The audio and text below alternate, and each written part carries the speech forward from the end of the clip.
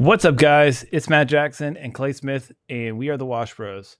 Welcome to the eighth episode today, and for this one, we're going to be talking about kind of what to focus on. This is springtime, so we want to tell you how we focus and like what we avoid and what we're trying to focus on. And this is like game time for pressure washing. So we see a lot of guys kind of bullshitting around this time of year, focusing on the wrong things. And what separates us from a lot of other people is we're really laser focused on what we're doing. So I'll let Clay kick this thing off, and you can lead into this one.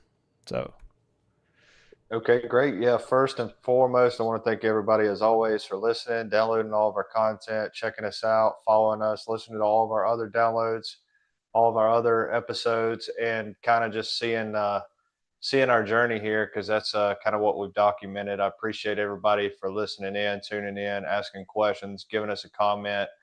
Make sure you comment if there's something that you have as far as an idea or something you'd like for us to cover because more than likely we've already been through it. And I think this is a great episode. We easily get distracted on other things I mean, everything else going on in the world. And then obviously getting caught up in all of the other people, the gurus online on what we need to be doing. And if you get caught up in the wrong thing, you could be wasting a lot of time. And we all know that time is money. So focusing on the wrong things in peak season. I think it's a great topic. I think it's very important because, like I say, time is money, and you can easily get distracted. So I have seen a lot of people here recently. It's almost like I don't know how to explain it. We are in peak season now. You can have a heartbeat and find work. However, I see a lot of guys are offering discounts, which there's no reason we should be offering discounts right now. Um, Maybe that's just their type of marketing, but there's no reason we should be offering discounts. See a lot of guys that are pressure washing companies that are focusing on cleaning gutters, um, which is, I mean, I get we're exterior cleaning companies, but instead of trying to knock out gutter cleaning, that's going to take, depending on the difficulty of the house, you can spend 2 or 3 hours cleaning gutters. I'd rather spend 2 or 3 hours cleaning 2 or 3 houses. So time is money. How are we managing our time to make sure we're making the most money? yeah, that's great. And it's funny. I'm in my basement, and of course, I see a little mouse running around my floor. So if I screech, Oh if I Lord. if I screech, it's because they're biting my toes.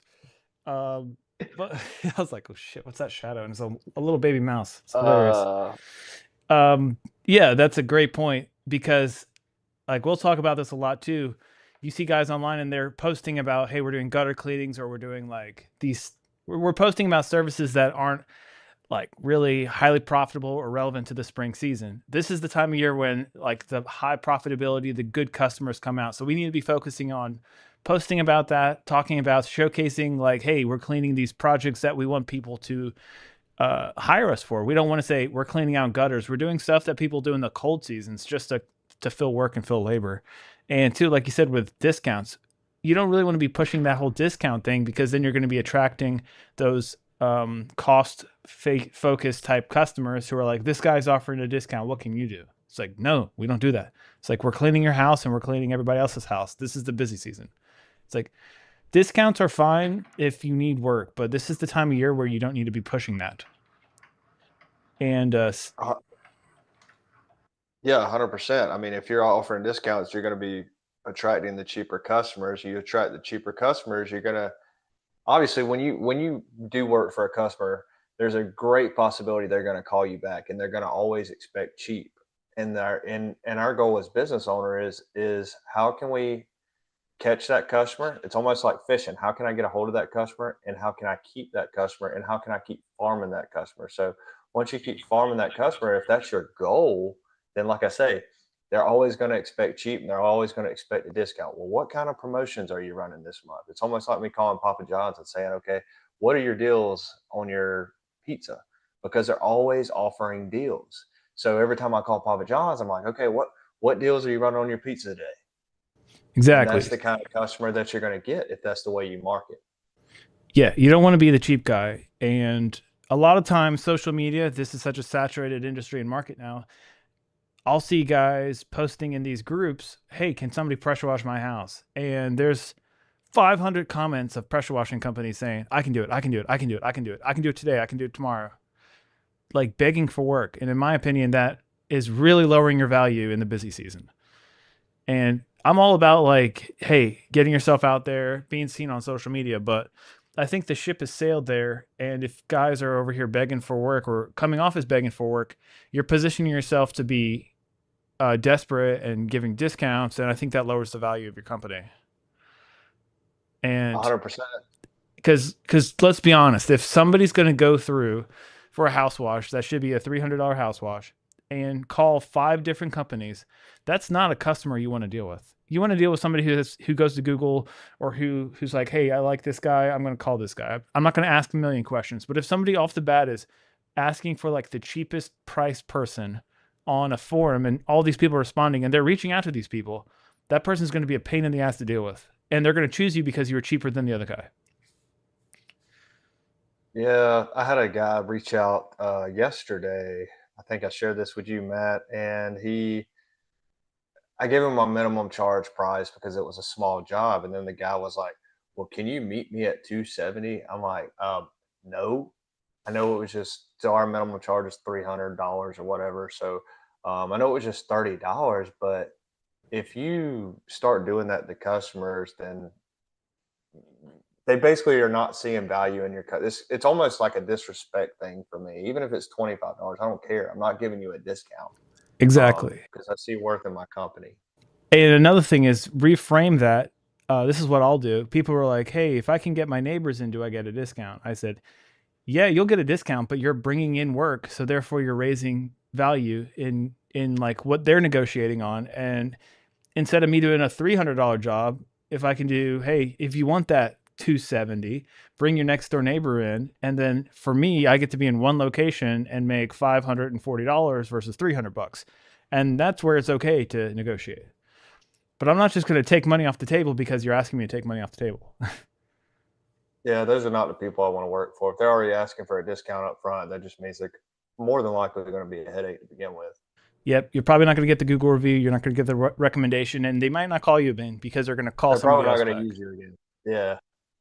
There's people, and I find in my experience in these groups, they love like trying to find and use a new contractor every. They're like, oh, I want to find the new guy and use it. It was like when I was at the car lot, there would be customers who want to find the newest sales rep because they know they can dick them around and get a deal.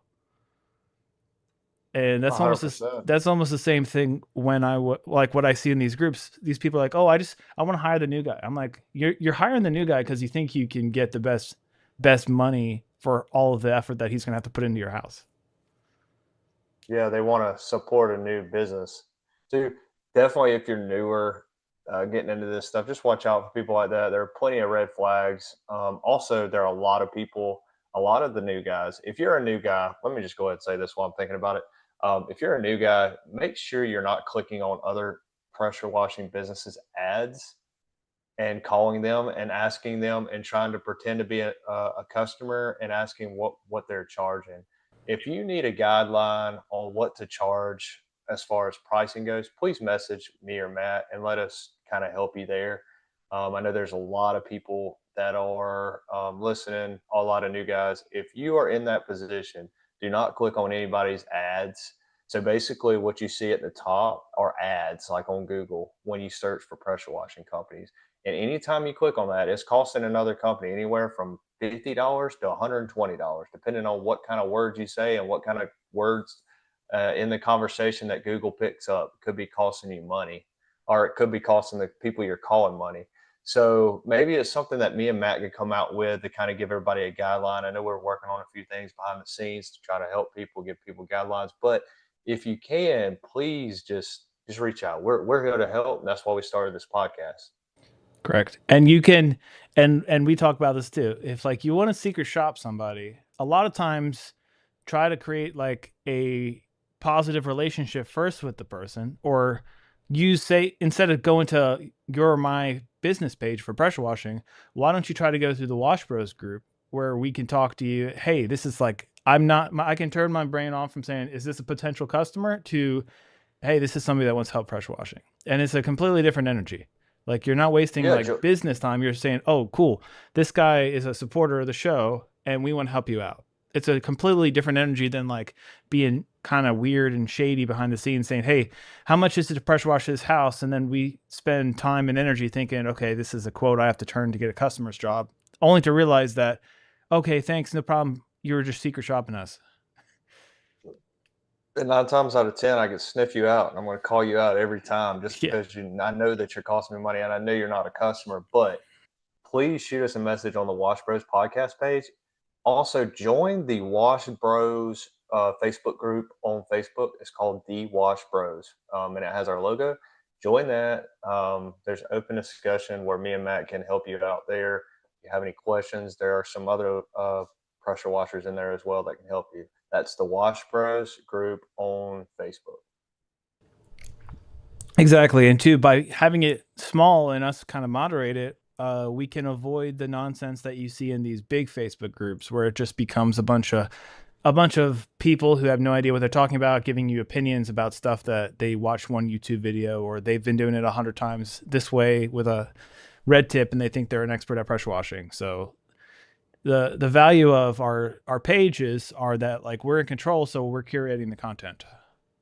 And just to give everybody a volume of work we're doing, me and Matt are doing anywhere from 60 to 70 jobs a month right now. And then come May, we'll probably be doing upwards to 100 to 120 jobs a month. So that's the kind of volume we're doing. If you're trying to get to that level, join. We'll give you all the tips that we got. And my favorite saying is, we can lead a horse to water, but we can't make it drink it. So um, we can tell you all the things we're doing, but if you don't apply it, then you're not going to get to the level that we're at. Yeah. And especially, it's funny because people try to hold on to like knowledge and information like it's some like sacred thing. It's all shared, and it's all shared. Like, we pretty much do the same things each other. We just put our own spin on it. And that's how most companies operate. So don't be like, well, this is my trade secret. I ain't sharing nothing.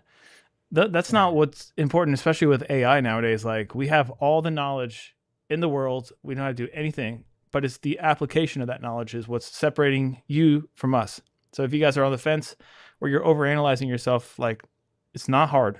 We're telling you exactly And what we do every single week for the last 2 years we've been doing this podcast, and it's not a complicated business, but the application of the knowledge and us doing it and not overanalyzing ourselves and questioning and being like, oh, there's a better way. It's like, just do it. and Because the C word, consistency.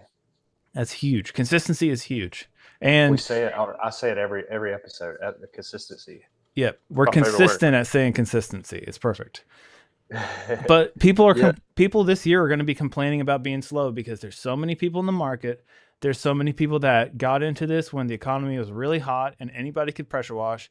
And now people are running into money issues because the economy's not the greatest. And this is what's going to separate the guys who are going to last from the guys that are going to have to get jobs again. And that's why, like, we stress, hey, consistency. What are we doing? We're not starting our ads in May expecting to be busy and have a good year. We've started them when we started our businesses and we hadn't turned them off. Clay's super consistent at keeping his ads running, and he's going to have a smoke show of a year because he's running ads and nobody else has been running ads. So, like, when everybody was distracted doing their Christmas lights or everybody's distracted doing this over here, we've been super consistent on running and pushing our messaging out. So this is the time where we're seeing the results. So if you're like, oh, how are you guys getting so much work? It's like, we're farming our customers, we're running ads, we're getting in front of people, we're positioning ourselves the right way. We're not over here talking about cleaning out gutters. We're not over here talking about doing nonsense stuff. We're like fleet washing. We're focusing on what's really moving the needle in our bread and butter of business. yeah. Going back to the last episode too, the myth episode. I was just kind of thinking just now when you were saying that, focusing on the wrong services and stuff like that. Um, a lot of people are focusing on the Christmas lights, and I think that's a great revenue driver. But we work hard enough during the year, the 10 months out of the year that we wash. That I don't think you don't necessarily have to do Christmas lights if you work hard enough and you focus on that one thing, that one service, and get really good at it, and then figure out how to get more customers and so on and so forth about how to move the needle, then you don't have to worry about Christmas lights, because we do so well. I mean, I don't know, Matt. I mean, we separate ourselves so well in the market. In Yeah. my experience, even talking with other entrepreneurs that are trying to do 10 different things, if you could just find that one good thing and you could get really good at it and you could set yourself apart from everybody else, you will go so far. Yeah, exactly. And again, it's one thing if you have, okay, I want to focus on Christmas lights, but I'm still running a team driving forward with pressure washing. I think the problem becomes when you have to stop one thing and then you start something else. If you're like, hey, we're running 2 trucks year round with pressure washing, and then we're running Christmas lights in the Christmas light season, but we're not taking our feet off the gas with pushing our pressure washing, that's no problem. But the problem is like if you're an owner operator type and you got to do everything yourself. And from like the end of August on, you've really shifted your business from like pressure washing to I'm putting up Christmas lights. And yeah, it's great. You get all your money in December. And then in January, you're taking them down. And then you're sitting here in the springtime, like, why don't I have any pressure washing work? I was like, yeah, from August, that ramp up into Christmas light season. And then you're coming out of that and then you haven't really done much moving the ball forward with pressure washing. And even if you think, oh, I have repeat customers here, all those customers are going to be taken by guys who have been pushing and marketing towards those customers. And I've got friends and I see customers who they're like, yeah, this guy was pressure washing, but now he's doing everything else. And like, I kind of want somebody who solely focuses on pressure washing. It's almost like devalues their company. If they like, it's like, oh, this is the season for this. This is the season for this. Then you become a handyman essentially, and you're not like the expert in the field. And that's what Clay and I shoot to be. They're like, hey, we want to be the leaders, and like we focus full time year round. This is our gig.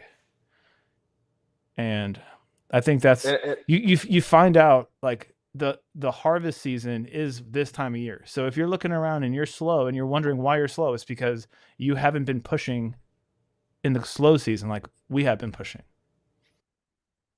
yeah, so a lot of guys, when they were not getting the phone calls, they just go do whatever and enjoy their time off or just consider it time off. Like, okay, it's slow. I'm not going to do anything. And then they still whining 2 months later that it's slow. And the reason that it's slow is because you're not doing your part in marketing, putting no matter what's going on, no matter how much work I got, I'm still pushing energy into my business. No matter how slow it is, I'm still trying to find ways, even if it's something that's not going to work out till 6 months from now. I'm always pushing, always trying to make relationships, always seeing if I can better that ad, if I can reword whatever on my website to help my SEO, to find better work insurance. I don't know, anything. Always working in the business. Just because the phone's not ringing doesn't mean I stop working. Exactly. Because and I think too people have it backwards. Like it's almost like going to the gym or exercising. If you go to the gym for 2 weeks, you're not going to notice any change. But you've been going there for a year or 2 years consistently. Somebody's going to look at you and say like, "Man, you've been working out, really?" And you're like, "I've been doing it for 2 years." But they're not going to notice that if you just started going for 2 weeks or 3 weeks. So how is it any different when we're starting to market our pressure washing business? We're running ads. We're doing Facebook stuff. We're putting the 1% of effort that we do to market our business in the busy season to like try to grow our business for pressure washing. And I'm like, this is a year round gig. You can't focus on just saying I'm going to turn it on and turn it off, turn it on and turn it off. Clay's really good at keeping it consistent and keeping like his ads wide open. Whether he's losing money on them or earning money on them, there's still a return long term. There's like a net positive return for just keeping them open and spending money on ads and being seen. Because I remember in the winter, I'd look pressure washing anything and Clay would be at the top, meaning he's spending money and nobody else is spending money. So like you get rewarded by the actions that you take, and those actions are not fun when it's slow, but this time of year you're like, I'm slammed, I'm busy, and then you're gonna be busy until wintertime. And that's because you just keep the pedal down and you're not on and off, on and off, on and off. Yeah, it's very hard to just log out and log in without having a what I call like a big business. So like if you don't have your business running for you, which I think that's everybody's goal, I know that's mine and your goal is to eventually have all the moving parts running without you having to do anything or touch anything or whatnot, and just draw a check later on. But it's kind of hard to just turn everything on and off. And I think that that's what we work hard for, is we work hard to at least get to that point. And I don't think that you can let off the pedal until you're there, which I don't think you'll never fully be there.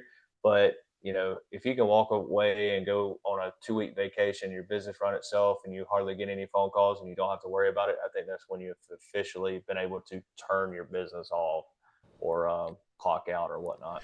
Yeah, and by that we don't mean we're not running ads. We mean we have somebody in place as an employee who's doing it for us. So there's no such thing as, oh, once you get word of mouth, you're good. Once you get business established, you're good. If you've done this much money last year, you don't have to market the next year. I'm like, if I turned off my ads, I'd probably do like 70% of what I did last year. And that's Well, the reality of the business. it's like we've talked about before. The richest companies in the world advertise. Walmart, they advertise. Coke, they advertise. Pepsi, they advertise. Your big your I mean, any of your biggest richest companies in the world. I mean, Apple, they even advertise. So think about it that way. Everybody advertises. Just because I don't know. That philosophy is really, I've never understood it. Like, the people, I understand that there's some like trades, like special things like that don't need to no advertisement. But in a saturated industry, you need to figure something out, because like somebody like me or Matt that's really good at marketing, they're pretty much going to sweep up most of the market, just because we're always in front of people's faces, and I think that's the main goal. Yep. And there's a house I do every year, and the guy's like, "Hey, you send me an email, and I pressure wash it up in like Hartwell." He doesn't live there. He lives in Nashville, and he's like, "For the love of God, I can't figure out like my landscape guy. Do you know any recommendations? I can't find his contact information." And Ugh. I send him a every year follow up that says, "Hey, like we cleaned your house today of last year. You want to get us on the schedule again?" So he's like, "Absolutely, this is perfect." And then he's like, "I can't remember the guy who cuts my grass. Do you have a guy?" So I was able to get this guy's business because he's a rich guy, a busy guy. And if he looks at his inbox and he says, "Oh, cool," the pressure washer guy is like, "Hey, you want us to clean your house again?" He's like, "Yeah, sure." Like no thought process, $1,000 right there, just follow up. And his landscaping guy, same type of service, same needs, same time of year. He didn't know because the guy didn't have a follow up with him. So he's like, "I don't know the guy. Do you know somebody else?" So that's a lost job for somebody else because he didn't have a system in place to remind that guy, "Hey, pressure wash your house or get your landscaping done." And and that guy could have been doing it for 5 years, but the guy just simply misplaced it. If I refer him to somebody who uses a system like we do and has follow ups, and he's like, "Cool, this is easy." Therefore, you lost that customer. Yeah, and And having a CRM takes you and separates you so much farther than everybody else. Even if you don't have the automated stuff, just the communication part of it, it separates you from probably 90% of the the rest of the market. I mean, there's not many guys in our industry that I know that use a CRM, a database that keeps up with all that, basically invoices the customer, sends them a receipt, where it says a merchant, and definitely worth the money. It's just one of those things you have to invest in as a company if you want to set yourself apart and be professional, and it helps you. You don't lose the customer's information either. And I think when I first started, I was working out of a notepad and a book, and it's just so hard to find people's information working that way. And I don't know how anybody does it, because I'm so OCD. So the CRM helps so much. one thing too that I started up with House Call Pro, and you might as well, is like called a pipeline feature, and it's like $75 extra a month. And I'm like, man, do I really want another reoccurring charge? But every estimate I create goes through like their pipeline feature, and it automates follow up emails, follow up text blast, whether it be on the job side, if the job's like approved but it hasn't been scheduled yet, we can automate follow ups like that, or like getting invoices paid. The invoice hasn't been paid. It'll create follow up sequences, and it's probably gained me like $3,000 or $4,000 just of following up because, like you were saying the other day, Clay, you just reached out to people of quotes that you sent early in the month or last month, and they're like, cool, yeah, put me on the books. I forgot about it. I'm ready. And the automation of the CRM House Call Pro that we use, it's like the same feature. I've had people that are like, I'm not ready yet, waiting on pollen, but we're gonna go with you. Cool. Thanks for letting me know. And like if I never had a follow up or if I never personally reached out, I would just say, oh, that person just didn't use me. Or that person Well, may have forgotten. They're like, who was that pressure washing guy?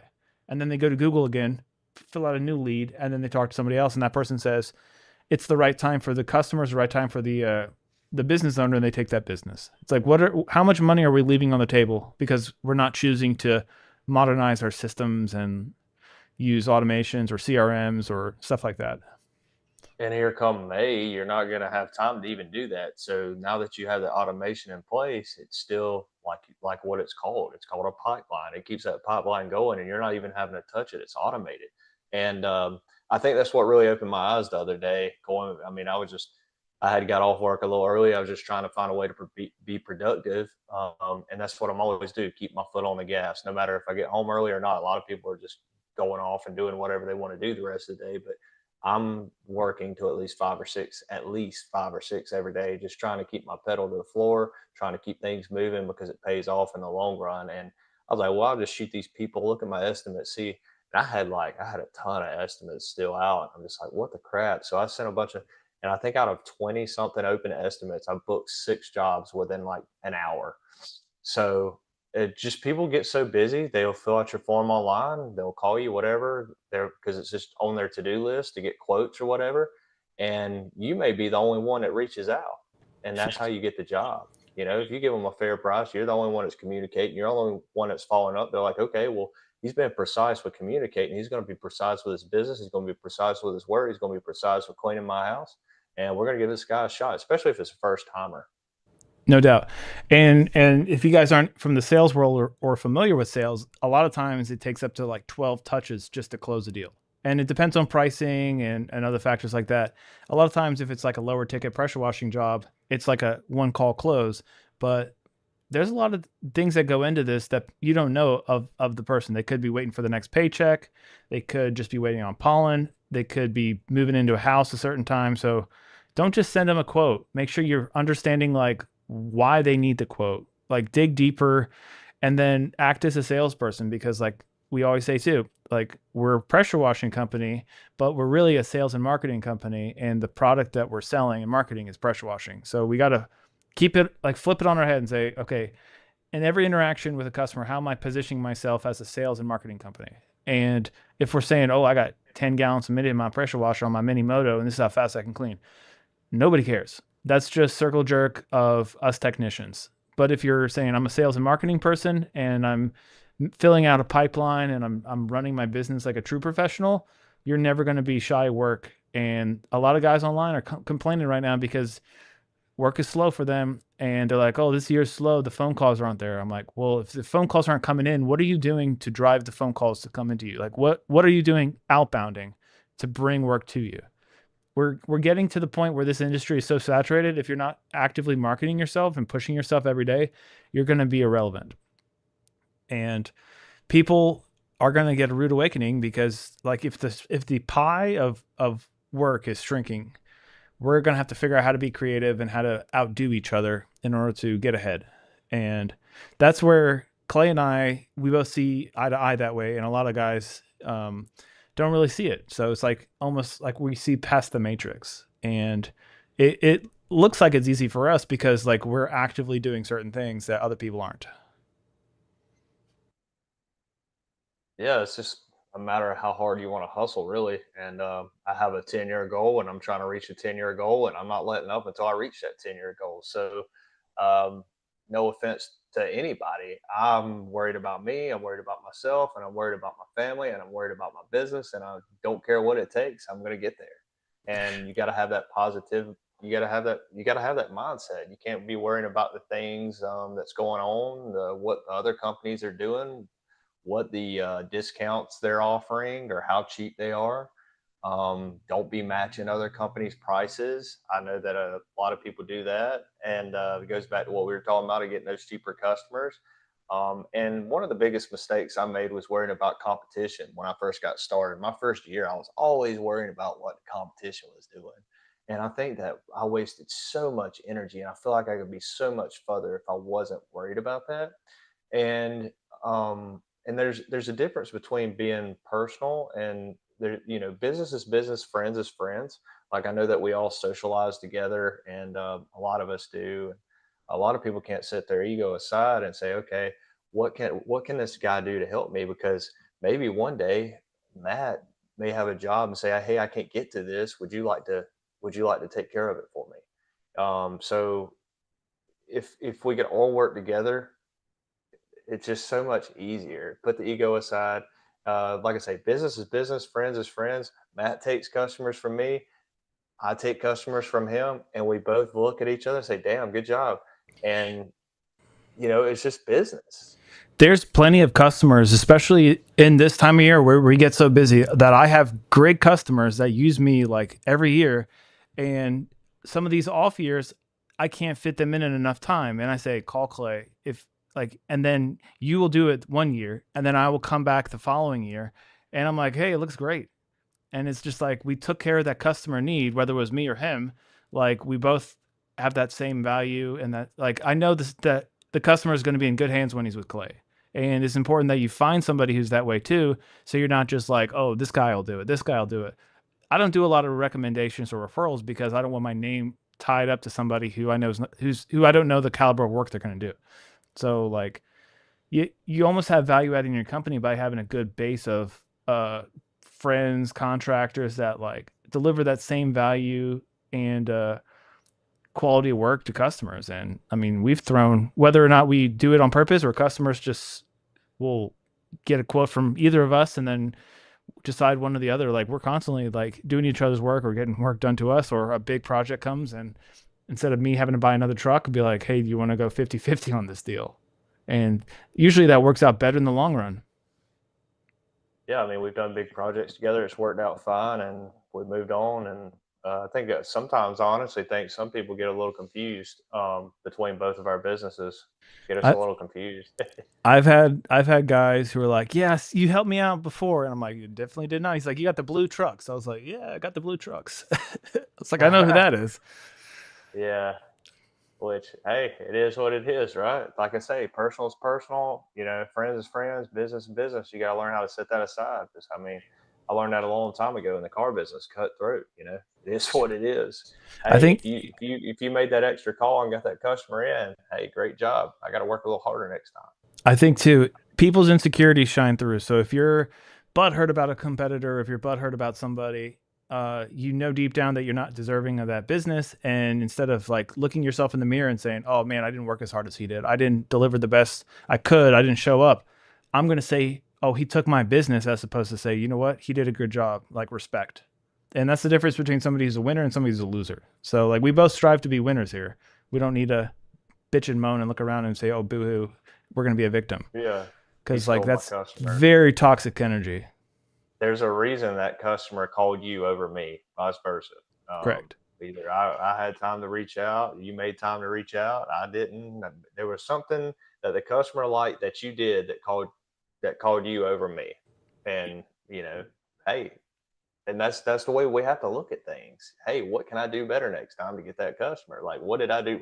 Where did I go wrong? Use it as a learning experience. So many times, dude, they might say, "Hey, I used this guy one year. I used this guy the next year," and it's no harm nor foul on anybody. It's just, are we playing a long game or are we playing a short game? If you're too focused in the short game, you're going to be miserable and you don't have any like big direction. You don't have vision. And like Clay was saying, he did a great job of going from like that kind of like, I got a chip on my shoulder hustler. I got to prove myself to the world, to like, I'm a like business guy who's proven himself and I'm like grounded now. And I think it's definitely helped your business by like the value you're putting out versus like, oh, let me show these people, which is like a huge growth milestone. And most people don't make that jump. They just stay in that like, oh, I've been doing this for 20 years. So it's like you've been an asshole doing the same one year for 20 years in a row. That's why you're stuck. Yeah, you always got to be searching. You always got to be finding ways to be better because everything changes every day. The way we advertise, the things that people look at, the platforms people are finding on different platforms. There's just so many things that change day to day, and you got to stay on top of those things, or you're going to get left behind. And I think I've seen that trend with a lot of the older guys that were one time were really, really good in this business, and they were like the top dogs, and they've been doing it 20 to 25 years, 30 years, however long they've been doing it, and then they just fell behind in time and said, well, I've been doing this so long, I'm the biggest, baddest, whatever, and have all these customers. But then somebody like me or you come through, and hey, we start marketing, we start getting in front of these people's faces, and then we start digging into those guys that's been doing it 20 or 30 years, because we've learned how to market. We've caught up with the times that they were not catching up with or staying on top of, and that's usually just how it goes. You just got to stay on top of the trends and the things that are going on every day, every week, every month. Things are changing every day.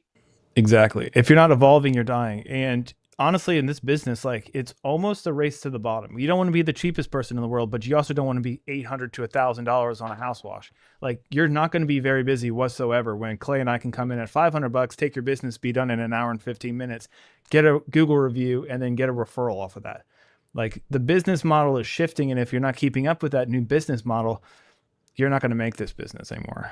And that's And not then being the move. $99 guy. That's saying I'm running an efficient business with modern equipment and I'm busting my ass and I'm getting it done on both ends. Yeah, I mean, you're doing an $800 to $1,000 one job when I can come in and do that same job for, like you say, an hour and a half for half the price, and then go and do three or four more of those afterwards. And then you wonder why you guys are slow. And it's just what happens with everything. Look at like Walmart. Walmart comes to a town. It's like, hey, we have a better business model than you do. We can knock out more work at a better price point, and we're going to get a lot of market share. And that's what's happened. And we're delivering a high caliber of work because it's funny. I think you were telling me you had a customer reach out to you. He's like, "Why are you so much cheaper than everybody else?" You're like, because I'm going to knock it out in an hour." It's like, and I'm going to do a Yeah, better like job than these people. And that's the model of this business nowadays. You gotta keep pushing. Like our average ticket's like in the mid 500s. We're not overly expensive. We're not overly cheap.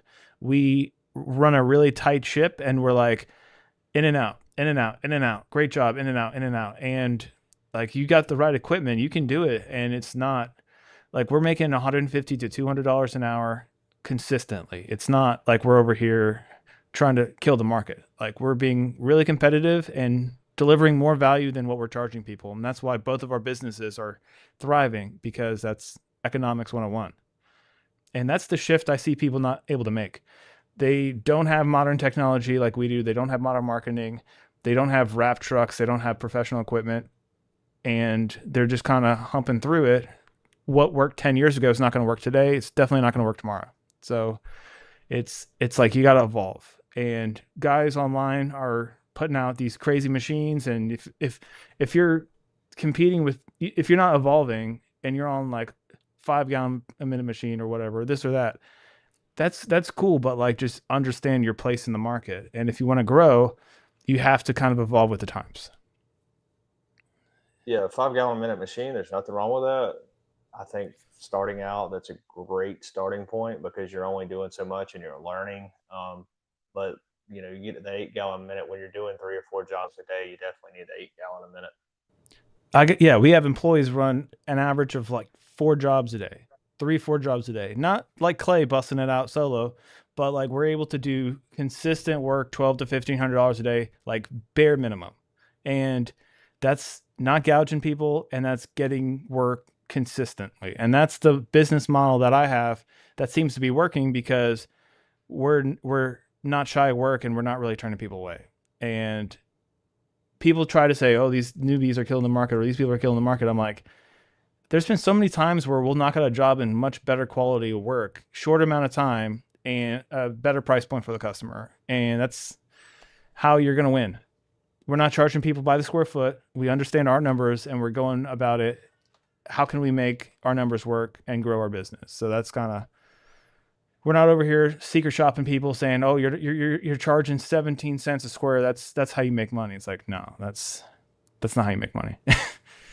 Yeah, you got to know what your time is worth. It's all a numbers game, and that's what it goes back to what I was wanting to mention earlier with the services. Like if you're offering all these services, well, how do you know what your goals are? How do you know what you're going to hit?